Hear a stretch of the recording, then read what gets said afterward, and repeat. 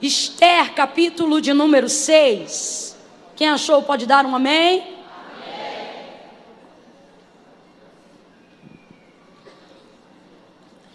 Há 2 dias atrás eu estive com uma grande amiga. Nós tivemos a ideia de pregar uma mensagem juntas. É uma coisa que de vez em quando o Senhor nos dá uma estratégia para fazer. A gente escolhe um texto, estuda o texto junto e simultaneamente a gente prega junto. E há 2 dias atrás o Senhor confiou essa palavra ao meu coração e ao coração dessa amiga, a missionária Gabriela Lopes.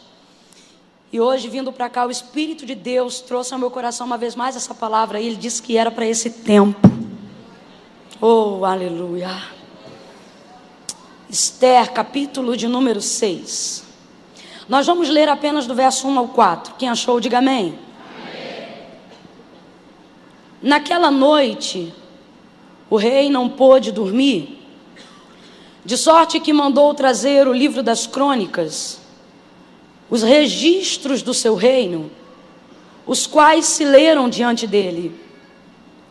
Achou-se escrito então que Mordecai, ou Mardoqueu, tinha denunciado a Bigtã e a Teres, os 2 oficiais do rei, guardas da porta, que tinham conspirado para assassinar o rei Assuero. E perguntou ao rei: que honra e reconhecimento se deu por isto a Mardoqueu? E os moços do rei disseram aos seus servos: coisa nenhuma se lhe fez. E disse o rei: quem está no pátio? Ora, Amã tinha acabado de entrar no pátio exterior do palácio do rei para dizer ao rei que se enforcasse a Mardoqueu na forca que lhe tinha preparado. Disse o rei: quem está no pátio? Ora, Amã tinha acabado de entrar no pátio exterior do palácio do rei para dizer que se enforcasse a Mardoqueu na forca que lhe tinha preparado. Somente até aqui você pode dar um glória a Deus? Glória a Deus, glória a Deus, aleluia. Esse judeu Mardoqueu, ele está de pano de saco, com cinza sobre a cabeça e posicionado já há algum tempo na porta do palácio real. Ele adotou esse comportamento porque houve um edito real para que viesse aniquilar o seu povo. A porta do palácio, ele buscava ter acesso com a sua sobrinha, que era a rainha Esther, a quem ele tinha um relacionamento, que o parentesco era de tio e sobrinha, mas o relacionamento de afeto era como se fosse de um pai e de uma filha.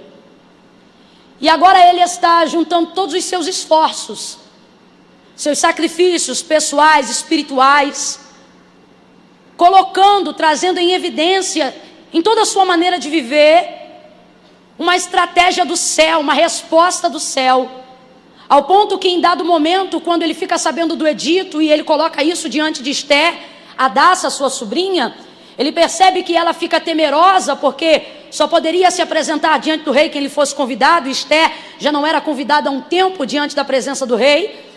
Temerosa, ela meio que não vai dar uma resposta de pronto e de imediato acerca de uma intervenção para a libertação, livramento do seu povo, dos judeus. E ele vai deixar muito claro para ela: olha, será que não aprouve o Senhor te colocar aí dentro para que você fosse um instrumento para que esse livramento acontecesse? Agora, todavia, Esther, fica ciente que se não vier de ti, de outra parte virá. Mas o Senhor dará esse livramento.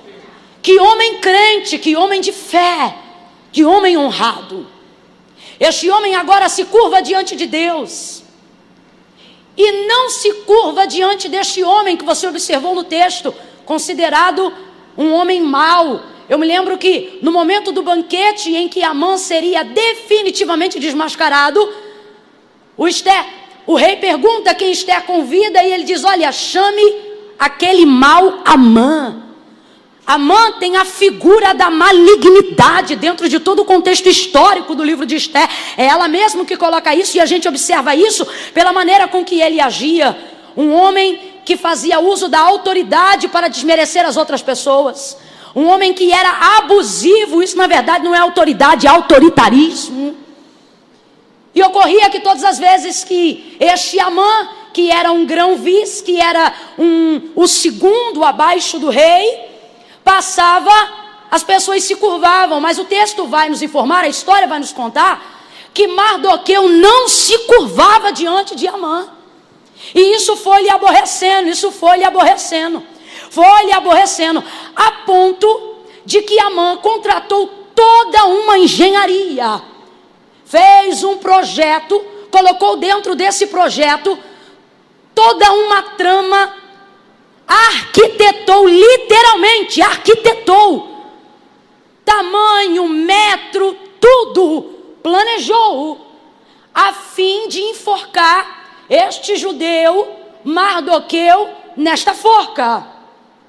Enquanto tudo isto está acontecendo, enquanto faltam poucos dias para que uma perseguição se dê aos judeus, eles sejam mortos sem direito de defesa e tenham todos os seus bens despojados para os seus inimigos, enquanto Mardoqueu está vestindo pano de saco, trazendo cinzas sobre a cabeça, e Esther está entrando no período de jejum, a fim de também ser usada como uma ferramenta de livramento para o povo de Deus, para o seu povo, Amã está traçando todos esses projetos, e uma vez concluída a arquitetura de morte que ele tramou contra Mardoqueu, o texto diz que naquela noite, que antecipava a noite que Amã já havia determinado no seu coração entrar no palácio para poder comunicar ao rei o consentimento da morte do judeu Mardoqueu, o texto vai dizer que o rei perde o sono.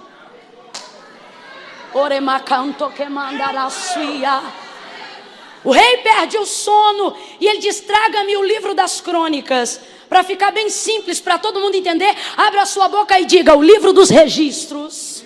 Diga: registro. Traga-me o livro das crônicas, o livro do registro. Vem os seus servos, colocam o livro das crônicas, o registro. O que é o registro? O registro é quando você deixa anotado um feito tão grande que não pôde passar desapercebido. Um feito tão importante que desencadeou alguma coisa. Um feito tão importante que precisa ser colocado em linhas. Quando você pensa algo e guarda para você, o pensamento é seu. Quando você registra algo, você está fazendo questão que alguém tenha conhecimento sobre aquilo. Ele agora vai começar a meditar e vai observar os registros. E de repente, olha que coisa interessante, não apenas nessa causa agora com o seu povo, mas muito antes, numa causa que não envolvia o povo, Mardoqueu já tinha a nobreza de promover livramento para um rei que não era da sua etnia. E o texto vai dizer que ele, ao observar aquele livro, percebeu que Mardoqueu havia denunciado e automaticamente desbaratado um estratagema de alguns guardas para poder assassinar o rei Assuero. Ele vai dizer aqui e deixar muito claro, ele denunciou a Bigtã e a Teres. Isso aqui é maravilhoso, é um homem de coragem. Quem denuncia tem que dar a cara para bater. É tremendo, é por isso que o rei deseja agradar-se da honra de Mardoqueu, porque Mardoqueu, ao denunciar alguém, não é o tipo da pessoa que pede para gabinete para dizer: eu ouvi dizer.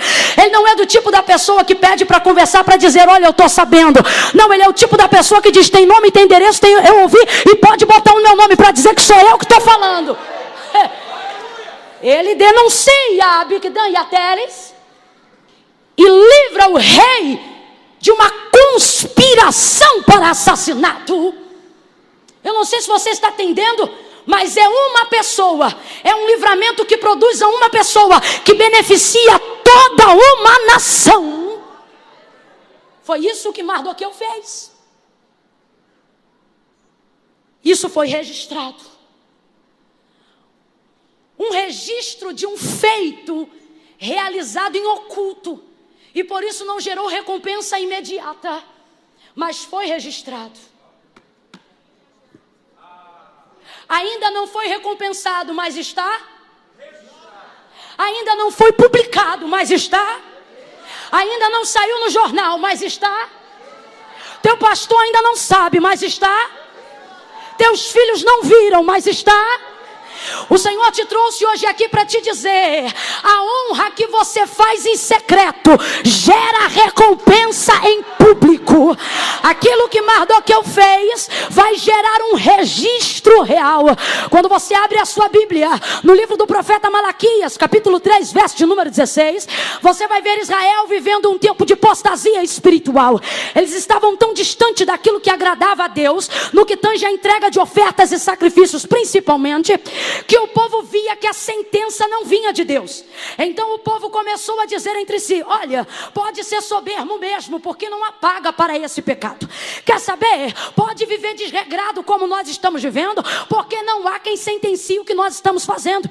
Deus vai usar a boca do profeta Malaquias para denunciar esse comportamento de Israel. Contudo, todavia, o versículo 16 vai dizer: mas diga aí, Malaquias, que todos aqueles que temem ao meu nome e todos aqueles que falam em meu nome, há um registro e um livro de memorial diante de mim, aonde está anotado o nome de cada um. O que Deus está dizendo é: para quem quer pecar, que peque. Para quem quer ver o circo pegar fogo, deixa pegar. Para quem está achando que não tem consequência, que continue fazendo. Diga apenas para os meus servos que eu tenho visto todas as vezes que eles mencionam o meu nome com temor. Isto está registrado, Malaquias. Pega na mão de pelo menos 2 pessoas aí, vai. Não segura de qualquer jeito, não. Segura com graça, meu irmão. Aperta a mão dessa pessoa e diga para ela: há um registro. Há um registro. Há um registro. Eu não vi. Teu marido ainda não viu. Mas Deus te trouxe aqui para dizer: está anotado nos meus registros reais os teus feitos. Oremandaca sobre ela. Há um registro, mulher. Há um registro, homem.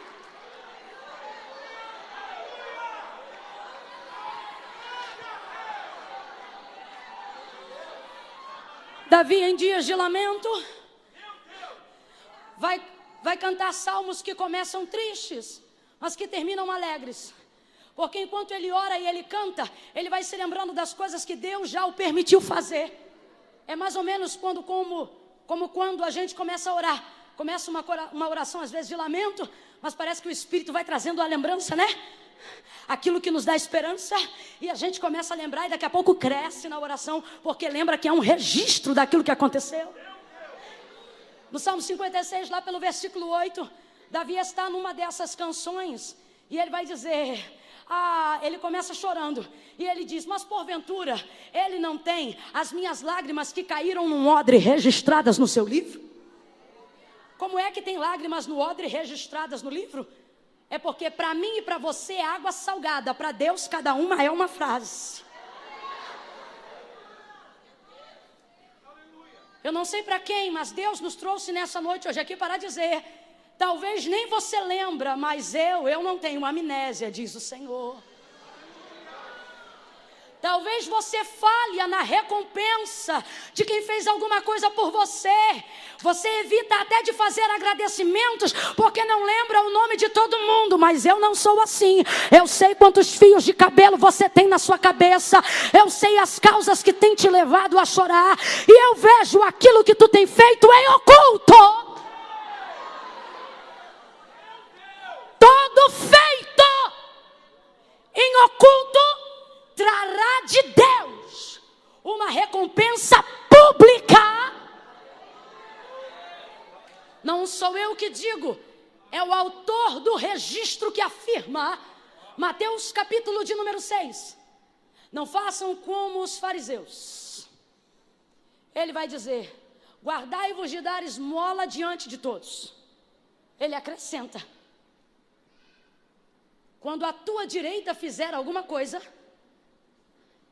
não deixe que a esquerda suspeite o que a direita fez. Ele diz: quando tu fores orar, não vá às praças públicas, como fazem os fariseus. quando tu orar, ora em secreto. E o teu pai que te vê em secreto, te recompensará em secreto. E o teu pai que te vê em secreto, te recompensará publicamente. A recompensa pública é para quem pensa na recompensa pública? Não. A recompensa pública é para quem fez no secreto sem a preocupação de ser recompensado. Esses dias eu estava meditando um pouco sobre caridade e solidariedade. E ao observar o judeu Mardoqueu, o Senhor falou comigo. Ele não é apenas solidário, ele é caridoso. E aí quando você para um pouquinho para estudar sobre a diferença entre solidariedade e caridade, eu vou tentar descrever como se fossem duas pessoas. É mais ou menos assim. Se eu pudesse descrever como se fossem pessoas e alguém me perguntasse, me diga aí, irmã Camila, como é a solidariedade? Eu diria, a solidariedade é linda. É ou não é, irmãos? Sem ironia nenhuma, é ou não é? É. A solidariedade é linda, é amada, é popular, é carismática. E se alguém me perguntasse, e a caridade como é? Eu diria, ninguém sabe, porque ela não fala e nunca tira foto. Você consegue perceber a diferença de uma coisa e outra? Irmã Camila, você está dizendo que eu não devo ser solidário? Não, eu estou dizendo que o ser humano é solidário, mas o cristão é caridoso. Mardoqueu consegue entender essa diferença. E é por causa desses feitos que agora o céu se move em prol de lhe trazer uma recompensa pública. Eu não sei o coração de qual cristão a palavra de Deus veio acertar hoje, mas ele está indo ao encontro daqueles que desejam, para dizer, olha, eu vou te ensinar a ter prazer no secreto, eu vou te ensinar a ser honrado quando ninguém está vendo, eu vou forjar o teu caráter dentro de um quarto de porta fechada, eu vou te tirar uns dias da rede social para te ensinar a observar segredos que não podem ser publicados a lugar nenhum. E em tempo oportuno, você vai ver que o teu pai que registra em secreto te recompensará publicamente. Oh, aleluia. Enquanto o rei vê aquilo e pensa, e agora? Foi feita alguma coisa por esse homem? Não. A mente dele começa a trabalhar. E o que é que eu vou fazer por esse homem? Porque quem serve com honra, recebe honra, irmãos. Jesus vai dizer a quem honra, ele diz a quem honra elogio, a quem honra dinheiro, a quem honra cargo. Não, a quem honra, honra. A única moeda que paga honra é a honra. E ele agora vai procurar uma maneira de honrar esse homem que lhe honrou. E ele começa a pensar, o que eu vou fazer para honrar esse homem? O que eu vou fazer para honrar esse homem? Enquanto ele está pensando em si, ele já estabeleceu um decreto. Qual decreto? Eu vou honrar ele. Eu ainda não sei o que eu vou fazer, mas que eu vou honrar ele, eu vou. Dentro dele, ele já estabeleceu um decreto. Ocorre que ele quer uma ajuda para saber de que forma ele pode estabelecer o decreto do seu coração.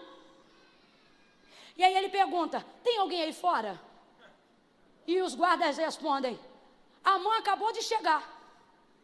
A gente leu aqui que Amã tinha acabado de chegar, por quê? Porque ele queria falar do projeto da forca que preparou para Mardoqueu. Quem lembra disso, diga glória a Deus. Só que enquanto ele vem para trazer um projeto, o rei já estabeleceu um decreto. Enquanto ele vem com um projeto, o rei já determinou em seu coração fazer algo para honrar a Mardoqueu. Às vezes a gente se preocupa com os projetos do nosso adversário em nossa direção. E a gente pensa, rapaz, eu sei que estão projetando, eu sei que estão falando, eu sei que estão arquitetando. Só que pare para analisar, o que o inimigo tem? Um projeto. O que Mardoqueu tem? Um feito. Um projeto nunca será maior do que o feito. O nome de Mardoqueu não está nos registros reais, porque ele tinha projetos. O nome de Mardoqueu está nos registros reais, porque ele tinha projetos não entram nos registros. O que entra nos registros são realizações. Quando você vai contratar alguém, quando você deseja ter alguém do seu lado, você escolhe alguém que tem projetos ou alguém que tem realizações. Que obreiro é bom, pastor? O obreiro que diz, pensei nisso, pensei nisso, pensei nisso, pensei aquilo, ou o obreiro que diz, já fiz isso, já fiz isso, já fiz isso e já fiz aquilo. O que o inimigo tem é um projeto. O que Mardoqueu tem é O projeto não libera decreto, mas o feito estabelece o decreto. Amã vem entrando com um projeto, só que ele vai dar de frente com um decreto. Quando da sebre com manaio, se eu fosse você, eu já estava glorificando, porque eu não sei se você está entendendo, mas Deus te trouxe nessa noite de domingo para te dizer: não temas os projetos, eu estabeleci sobre a tua casa decretos que vêm antes dos projetos que o teu adversário projetou. Veja, o projeto é engenhoso.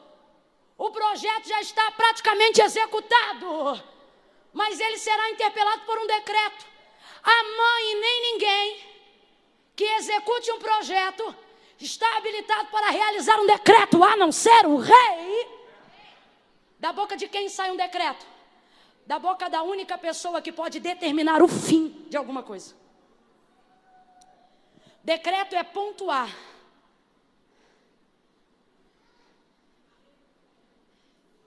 Quem determina o fim de uma novela nunca é o protagonista. Menos ainda o coadjuvante. Por mais que sejam participantes de tudo que está acontecendo. Só pode determinar o fim quem tem o controle do começo. A quem pertencem os decretos? A pessoas que têm autoridade para determinar como vai ser e que homem na terra pode determinar o fim. Só tem um. João até se espanta, porque ele está muito diferente de quando o viu caminhar sobre a terra. Ele cai no capítulo 1 do verso 8 de Apocalipse. Caindo como morto, ele pensa, quem é esse? Mas ele diz, João, sou eu. Ele não diz nome, por quê? Porque João conhece, só não está lembrando, porque está muito diferente. É como se o coração de João perguntasse na revelação do Apocalipse, eu quem? Ele diz, aquele que tem a chave de Davi. Não sei se você entende, mas a chave de Davi é a porta do começo, da linhagem real, de onde tudo veio. Mas ele não diz apenas no capítulo 1 do Apocalipse. João vai mencionar o seu encontro com ele em outras ocasiões. E ele vai dizer, quem sou eu? Eu sou o alfa, o começo. E é quem? E o fim. O ômega, você está entendendo? Tem pessoas que entraram hoje aqui atemorizadas com os projetos, mas Deus te trouxe aqui para lançar fora todo medo, porque Ele está dizendo, os projetos do teu adversário não são maiores do que os decretos que eu estabeleci para a tua vida quando vi os teus feitos. Se é para aplaudir, aplaude com vontade, na certeza de que há decretos de Deus estabelecidos para a tua vida desde o dia que Ele te criou. Oh, aleluia! Você não faz parte de um processo aleatório, garoto. Você não faz parte de um processo aleatório de nascimento, menina. Mas a minha mãe não me queria, a tua mãe não te queria, mas o pai já te sondava antes de você entrar no ventre do seu pai e da sua mãe. Todos os projetos que permeiam a sua vida não passam disso, de projetos. Ele vai chamar a Jeremias, vai deixar muito claro. Jeremias, aonde eu te mandar ir, você vai. O que eu te mandar dizer, você diz. Onde eu te mandar entrar, você entra. De onde eu te mandar retirar, tu retira. Ele diz, se eu te mandar edificar, tu edifica. Quando eu mandar derrubar, tu derruba. A profecia é muito forte. E ele diz, Senhor, eu sou uma criança. Ele diz, não digas eu sou uma criança. Porque antes que te formasse. Quando a mãe entra, ele vem com projetos, com questões circunstanciais. Quando ele encontra o rei não tem questões circunstanciais. O rei tem feitos substanciais. Então veja, os projetos dele perdem o efeito diante dos decretos do rei. Olha ele dizendo, Jeremias, antes que te formasse no ventre, eu te conheci. E as nações te dei. Jeremias, se você não for até as nações virão até você, porque eu já uni vocês. Tem gente aqui que está perturbado da mente, pensando, mas fizeram isso, a circunstância é assim, o jeito é assado e desse jeito não vai dar. O Senhor está dizendo questões circunstanciais. Eu me lembro quando o Senhor chamou a Moisés no meio da sarça e disse, Moisés, vai, porque tu serás o libertador do meu povo. Ele disse, Senhor, eu não sei falar. E a ira do Senhor se acendeu contra Moisés, diz o texto. Por quê? Porque Deus fica, eu vou usar um termo só para a gente entender, indignado de ver a gente apresentando questões circunstanciais diante de palavras substanciais. A palavra é, eu te chamei. Ele diz, olha, mas eu não sei falar. Aí a ira do Senhor se acende contra Moisés e diz, quem fez a boca do que fala, Moisés? Não fui eu, Senhor. Quem fez a boca do mundo, Moisés? Eu não sei se você está entendendo, mas o que Deus está dizendo é, Moisés, eu não estou te chamando porque você fala, porque se você fosse mudo, isso também não seria empecilho para eu te usar. É você, meu filho.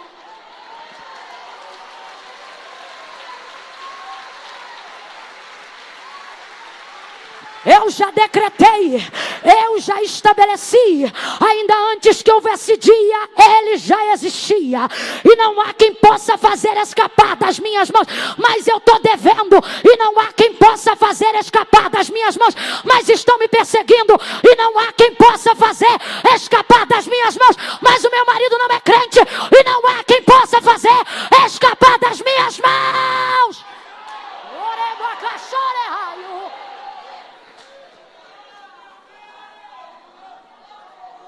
Você se sente ameaçado, porque o inimigo sabe o poder de um decreto.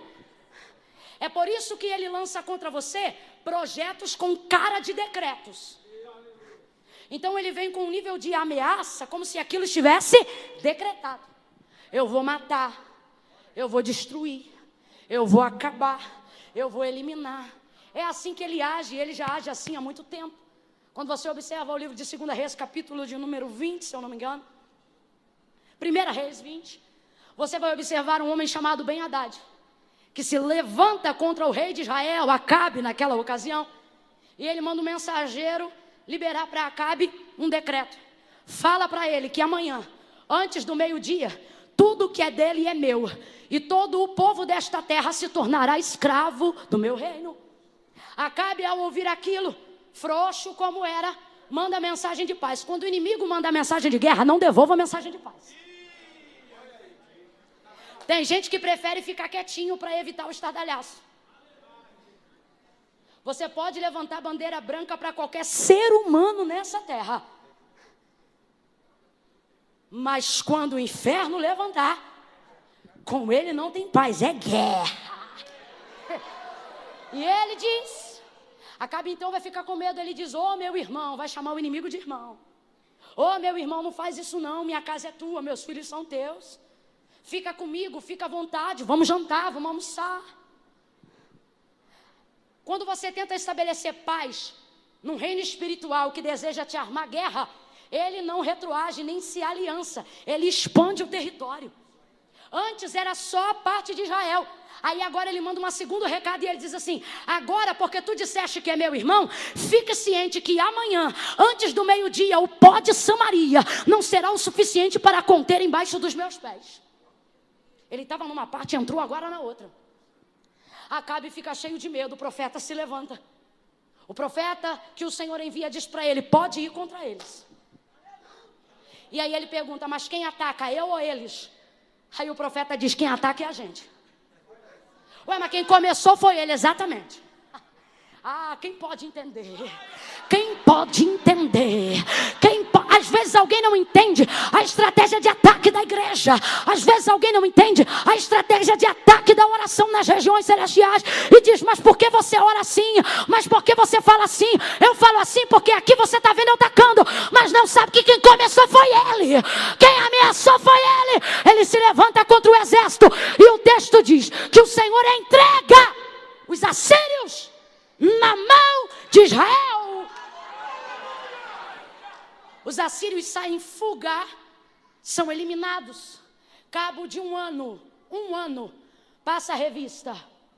Levanta-se o exército de novo para contra-atacar Israel. E eles diziam: dessa vez nós venceremos. O texto diz que os assírios enchiam a terra, enquanto Israel se locomovia como 2 montes de cabras. Agora nós vamos vencer. Olha a palavra dos assírios. Da última vez que eles nos venceram no monte, porque o Deus deles é Deus de monte.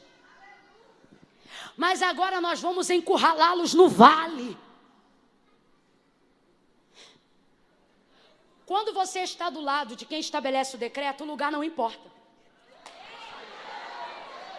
Eles dizem: vamos guerrear no monte. Vamos guerrear no vale, porque o Deus deles é de monte. Eu lembrei, o Deus deles é de monte. Elias orava no monte, respondia fogo do monte. Lembrei, o Deus deles é de monte.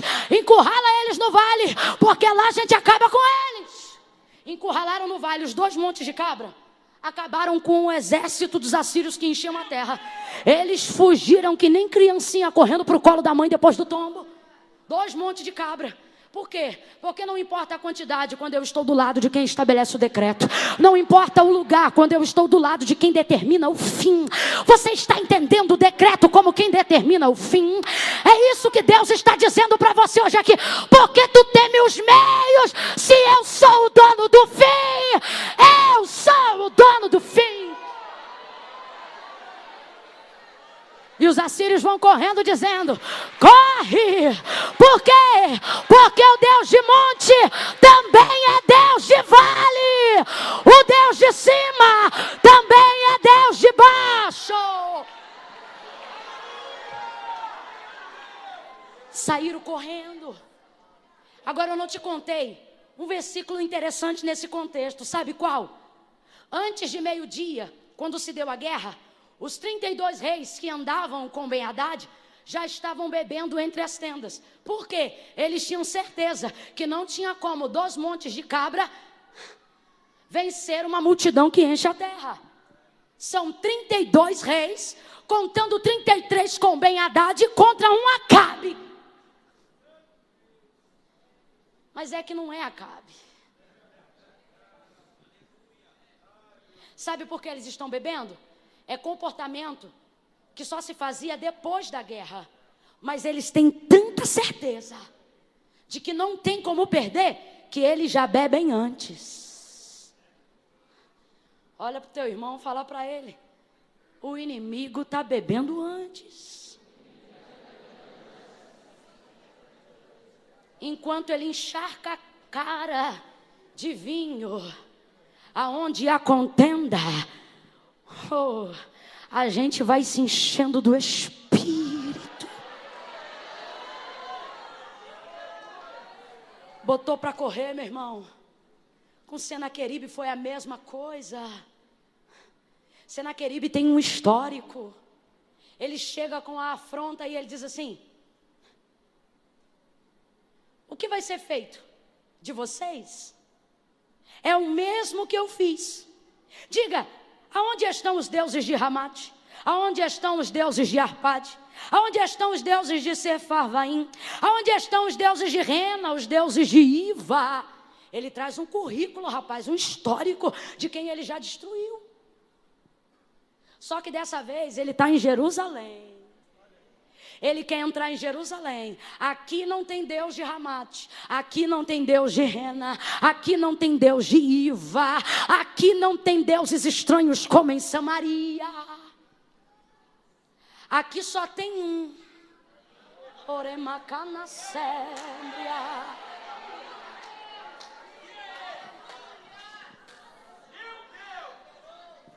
O que o Senhor fez? Como um anzol, lhe pôs um freio e lhe puxou de ré pelo caminho que veio. Deus nos trouxe hoje aqui para lembrar que o Deus que você serve é o Deus do início, do meio e do fim. Juízes capítulo 6, Gideão conhecido como Jerubbaal. Jerubbaal, destruidor de altares de Baal. Quando o Senhor lhe apareceu no terreno de seu pai, ele acabou com o altar de Baal. No outro dia, os anciãos e os demais adoradores de Baal da cidade se levantaram para dar cabo da vida de Gideão, que por eles ficou conhecido como Jerubbaal. Joás, que também era adorador de Baal, quis poupar a vida de seu filho, se colocou à frente de Gideão e usou as seguintes palavras: agora vocês vão contender por Baal? Agora são vocês que vão pelejar a peleja de Baal? E aí eu fico impressionada, porque para proteger o filho, ele diz para eles: pois se Baal é Deus, que se defenda. Aí eu te pergunto, Baal se defendeu de Gideão? Baal se defendeu da marreta? Baal se defendeu de alguma coisa? Não, porque o Senhor já havia dito para Israel: não cai na deles, porque eles têm boca, mas não falam, ouvidos, mas não ouvem, pés, mas não caminham, mãos, mas não apalpam. Antes precisam ser carregados por aqueles que foram criados. E o nosso Deus nos trouxe aqui para lembrar da sua grandeza. E Ele está dizendo em contrapartida a isto: Ele tem olhos como chama de fogo, Ele tem os seus pés como latão reluzente, e na sua coxa direita está escrito: Rei dos reis, Senhor dos senhores. Levante a sua mão para adorar ao Deus que fala, ao Deus que defende, ao Deus que julga, ao Deus que protege você, e que nessa noite está desfazendo projetos pelo poder dos seus decretos. Oh, aleluia! Oh, aleluia! Aleluia! Aleluia! Oh, aleluia! Adore esse Deus!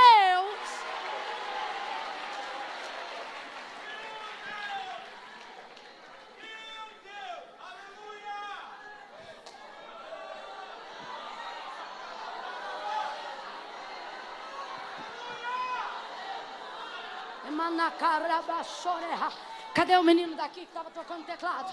Rebara sebre com marachuia. Camanda sebre. Ai, cabasoreha. Camanda soreha. Rebada casoreha barachuia.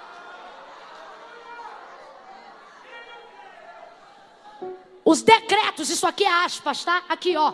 Os decretos que o teu adversário arquiteta contra você não passam de projetos.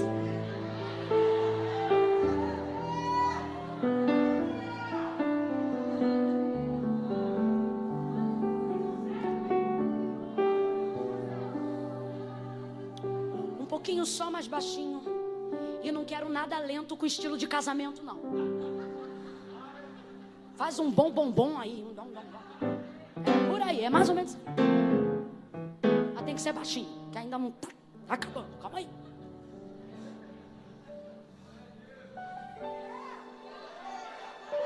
Veja como todos os projetos de Amã contra Mardoqueu foram frustrados, porque decretos suplantam projetos. Ele pergunta para Amã: Amã, o que o rei faria a alguém cuja honra lhe agrada? Ele pensa: certamente sou eu. Faz o seguinte: coloca a sua coroa nele, veste com as vestes reais, faça ele montar no seu cavalo real e coloque para puxar a rédea do cavalo um dos príncipes maiorais. Eu vou deixar esse parêntese para outro dia, quando o príncipe puxa o cavalo. Mas essa foi a ideia de Amã, porque ele pensou: a quem mais o rei honraria além? Esse é o problema dos Amã, eles acham que isso é eles. Faz tudo isso, então, a Mardoqueu, vai lá e cuide que nada do que tu disse caia por terra, porque assim se fará o homem cuja honra o rei se agrada. Coloca Mordecai no cavalo, coroa, veste real, e Amã segura a rédea do cavalo. O maior príncipe do reinado de Assuero. Vai ele puxando o cavalo, e sabe qual é o problema? Ele tinha que anunciar periodicamente o respaldo da honra. Ele segurava a rédea do cavalo, dava mais ou menos uns 10 passos, parava e dizia: assim se faz ao homem cuja honra o rei se agrada. Dava mais uns 8 passos e dizia: assim se faz ao homem cuja honra o rei se agrada. Dava mais alguns passos, e sabe o que ele tinha que fazer? Eu não sei se isso começou às 4 da tarde, mas se começou, não terminou antes das 6. Porque ele teve que andar por toda aquela província anunciando isso. Assim se faz ao homem cuja honra o rei se agrada. Assim se faz ao homem cuja honra o rei se agrada. Assim se faz ao homem cuja honra o rei se agrada. Assim se faz ao homem cuja honra o rei se agrada. Assim se faz ao homem cuja honra o rei se agrada. Irmã, que coisa linda! Eu quero essa coroa, também quero veste, eu quero cavalo. E o anúncio do príncipe, o Senhor está dizendo: a coroa é boa, a veste é linda, o cavalo é imponente, mas tudo isso é nada sem o anúncio. Por quê? Porque o anúncio respalda a indumentária. É assim que fala, indumentária? Indumentária. Sabe por quê? O anúncio traz todo o respaldo daquilo que está sendo feito. Às vezes a gente dá valor demais à veste. Só que deixa eu lhe dizer uma coisa: toda a indumentária, toda a veste sem o anúncio não é honra, é fantasia. Você sabia que bobos da corte também usavam tecidos reais? Porque eles precisavam contracenar algumas cenas da família real. Conta a história com H mesmo, tá? História arquivada, registrada. Que bobos da corte também têm acesso a tecidos reais para construir as suas fantasias.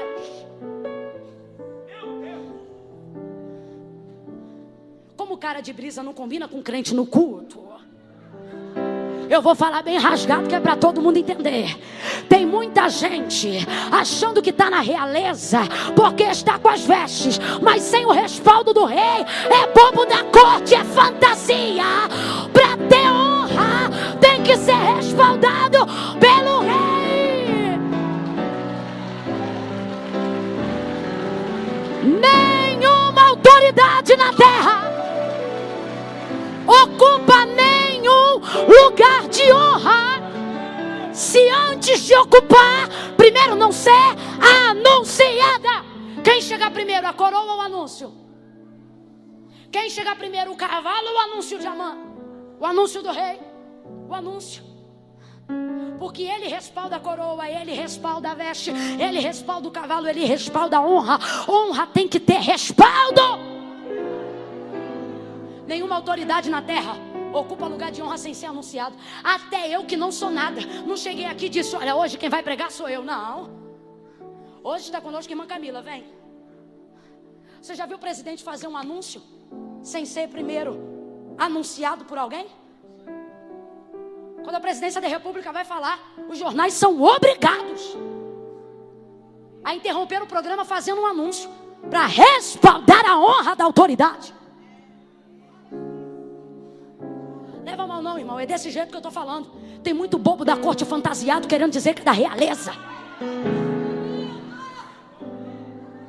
Cadê o respaldo? Cadê a mensagem do rei?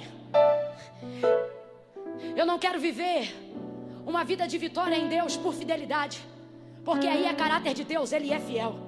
Eu não quero viver uma vida de vitória em Deus pautada apenas na sua misericórdia, porque aí é da parte de Deus.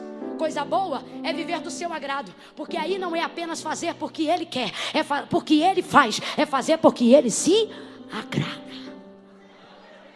Respaldo. Cadê o respaldo, irmão? Mardoqueu tem respaldo, e o Senhor nos trouxe hoje aqui para te dizer: a tua honra não vai caber especulações. Eu vou deixar claro que foi eu que dei, que foi eu que fiz, que foi eu que levantei. Chega de viver num mundo de fantasia.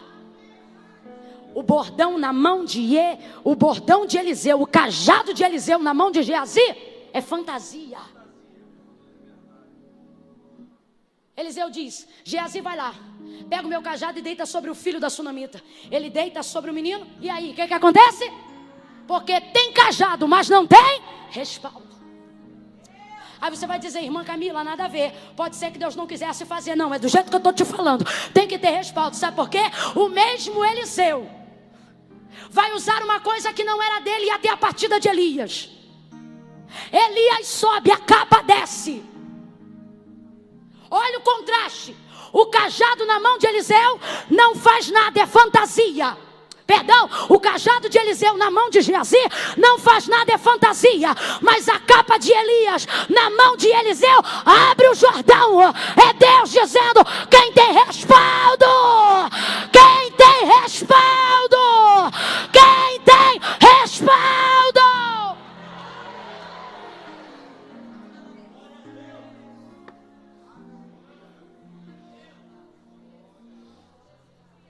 Você vai ver um Mardoqueu que não se preocupa em saber se a mãe está projetando alguma coisa contra ele ou não. Nem vou entrar nisso. Mas tem muita gente aqui usando o seu tempo para tentar desfazer o que sabe que o inimigo está projetando. Hoje Deus está te fazendo um convite. Ele está dizendo: vem caminhar para as coisas do reino. Posso falar uma coisa? Se porventura dessa vida Mardoqueu se preocupasse com os projetos de Amã, eles lhe seriam distrações para que as questões do reino não fossem resolvidas. Agora eu te pergunto: o que são maiores? Projetos pessoais ou projetos de nação? Nação. Quando há um tempo atrás nós estivemos na campanha de reeleição à presidência da República, eu fiz uma postagem da seguinte maneira: o que me preocupa são 53 milhões de brasileiros preocupados com a sua casa, porque eu estava mencionando um plano do governo que atraía uma quantidade grande de votos para um presidente em questão que já havia provado que não estava tendo qualificação para dar continuidade. E aí eu disse o seguinte: o que me preocupa são os 53 milhões preocupados com as suas casas, esquecendo que as suas casas moram no Brasil. Irmã Camila, o que isso significa? Eu quero dizer que a causa coletiva te inclui, queridão. Se Mardoqueu, abre a mente, que eu estou contando com a tua inteligência. Se por algum acaso da vida Mardoqueu se distrai, como muitas vezes nós fazemos, em querer desfazer o que o inimigo tem feito, ele poderia defender a si próprio por um tempo, mas perderia todo o povo, e automaticamente perderia a si mesmo, porque ele também era judeu. Agora, quando ele luta pelo todo, ao salvar o todo, ele salva. É gente envolvida com muita picuinha pessoal. São pessoas que não estão entendendo que os projetos de Satanás contra a sua vida são distrações para te tirar do foco em que a causa do reino é maior. Olhe para pelo menos 2 pessoas e fala bem alto para ela ouvir. Diga para ela: a causa do reino é maior. Não, você ficou sem graça. Olha para ela e diga: a causa do reino é maior. Deus te deu a alegria de te colocar numa causa que é maior do que você. Para fazer parte do reino, você precisa entender que o reino é maior que seu ego. Você sabe por que tem gente que se sente muito ofendida? Porque o ego é muito grande. Ele acha que tudo é sobre ele. Quanto maior a ferida, maior o orgulho. Porque você sempre pensa: você viu, foi para me atingir aquilo ali. Eu vou dar-lhe uma resposta agora aqui no Face. Porque eu sei que aquilo ali foi para mim. Printou a tela do WhatsApp, manda para mim que eu estou fazendo um dossiê para acabar com ela. Sai dessas coisas que tem o teu tamanho. Que tamanho, irmã Camila? Pequenas, mas o Pai te concedeu um projeto maior do que você. E se Ele está te confiando isso, é porque Ele acredita na grandeza do seu espírito. Porque a sua alma é individualista, mas o seu espírito é agregador. Porque em ti há espírito de vida, espírito de excelência, espírito de reino. Pare de se distrair com os projetos de Amã. Posso falar um negócio? O cara está com um pano de saco, cinza na cabeça. Não tem título, não é obreiro, não tem cadeira. Ele não tem nenhuma titularidade real. Mas posso te falar? Olha o que ele já fez. Livrou o rei de conspiração. Está julgando a causa de um povo. E é conselheiro direto da rainha. Não, você não entendeu. O cara não é nada e é tudo ao mesmo tempo. Porque não é o que ele tem, é quem ele...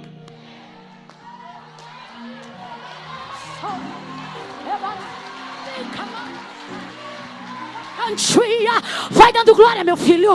Vai dando glória, minha filha. Hoje o Pai te trouxe aqui para te dizer: você é maior do que essas coisas pequenas. Vem pro meu reino. Amã quer te distrair.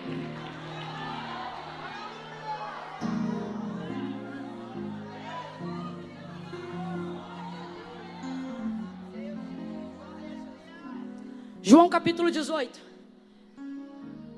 Pedro vai cortar a orelha do soldado Malco na hora da captura de Jesus no Getsemane. E Jesus diz: Pedro, coloca a tua espada na bainha, porque não beberia eu o cálice que o Pai me deu. Ele está dizendo: Pedro, se você não está disposto a entregar o pessoal por causa de uma causa mais nobre, eu não sou assim. Eu estou disposto. Hoje o Senhor quer saber: quantos estão dispostos a sacrificarem o pessoal em prol de uma causa maior? Quando você sacrifica o pessoal, você promove o reino. Quando você promove o reino honra você. Sacrifica o pessoal. O texto diz que depois de tudo isso, voltou Mardoqueu para a porta. A porta não era o seu lugar de morada, mas era o seu lugar de estada. Haja vista a circunstância de perseguição aos seus, ele voltou para o lugar em que ele funcionava. Posso falar uma coisa? Ele acabou de usar a roupa do rei, a coroa do rei, o cavalo do rei, o príncipe do rei. E depois de tudo isso, ele volta para a porta. Ele está dizendo: vai para o lugar que você funciona.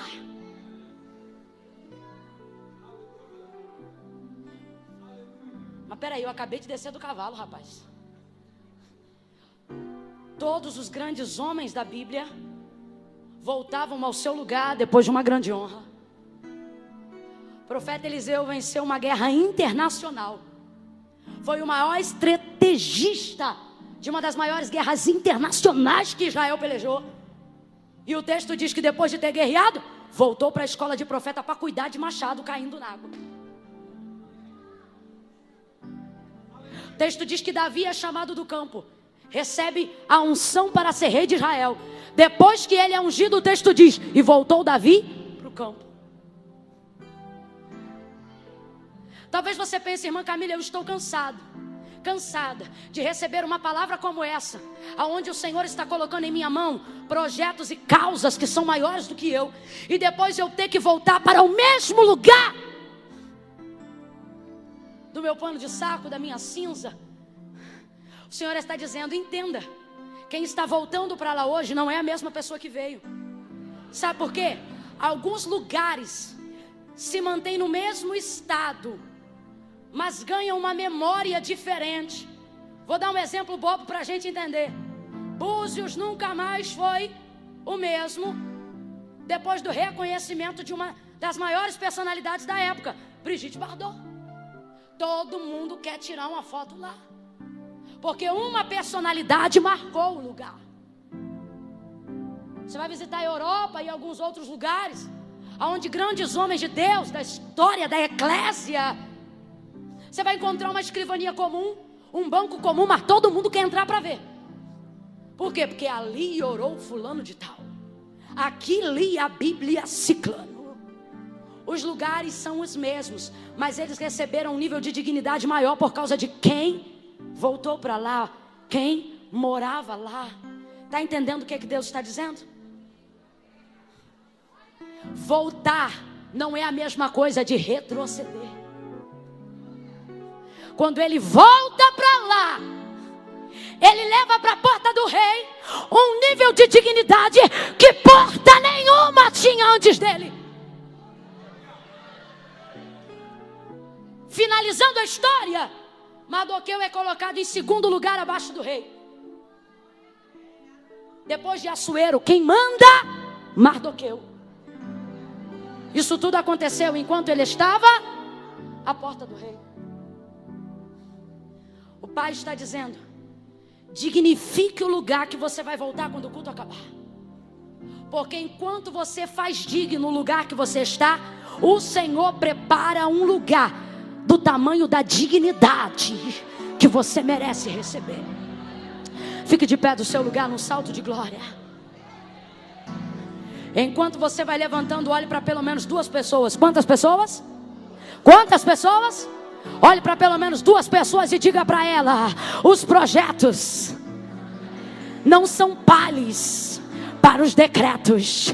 Deus te trouxe hoje aqui para te dizer: os decretos e os desígnios que eu tenho para você vão desfazer os projetos que Satanás tem planejado para você. Dignifique o lugar da sua volta. A gente usa a roupa, mas a roupa não é nossa. A gente monta num cavalo, mas o cavalo não é nosso.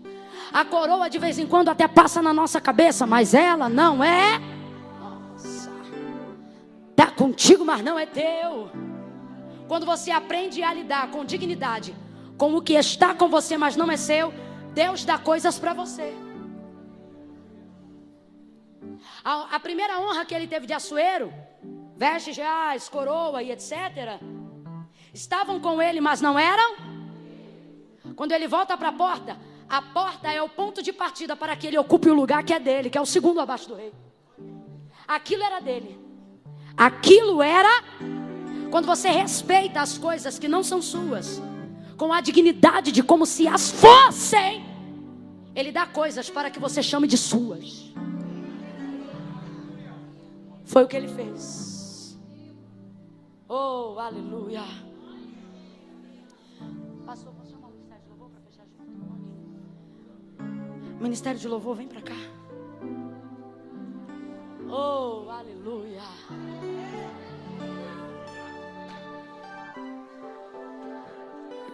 Eu quero levantar uma palavra de oração com a igreja.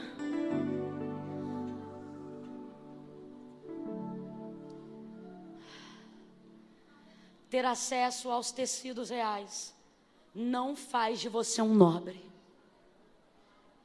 O respaldo de um rei, o anúncio de um rei, respalda até o seu saco.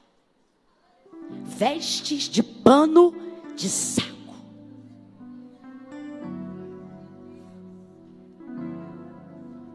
Tem vestes de pano de saco que tem mais respaldo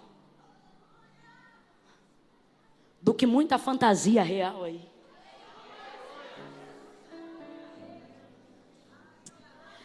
Eu vou contar de 1 a 3. Quando eu disser 3, vai sair do lugar e vai vir ao altar de Deus todas as pessoas que precisam ter em Deus a dignidade e o respaldo que só o sangue de Jesus pode te dar. Tem gente que está aqui hoje que precisa ter o respaldo do sangue carmesim. O Senhor está te dando uma chance de receber a honra real. Não sei quem você é, de onde você veio, mas tem uma coisa para te dizer. O Senhor quer te dar a dignidade de um nobre que só o sangue de Jesus pode te oferecer. Se você está aqui hoje, se afastou dos caminhos do Senhor, está distante do centro da vontade de Deus, hoje o Senhor está te dando uma chance de voltar a ter respaldo, para falar com Ele, para adorar o seu nome. Se você está aqui e sabe que precisa fazer com Deus um conserto, uma reconciliação. Irmã Camila, eu estou desviado. Não está não. Desviado não frequenta culto. Você está afastado e morre de saudade.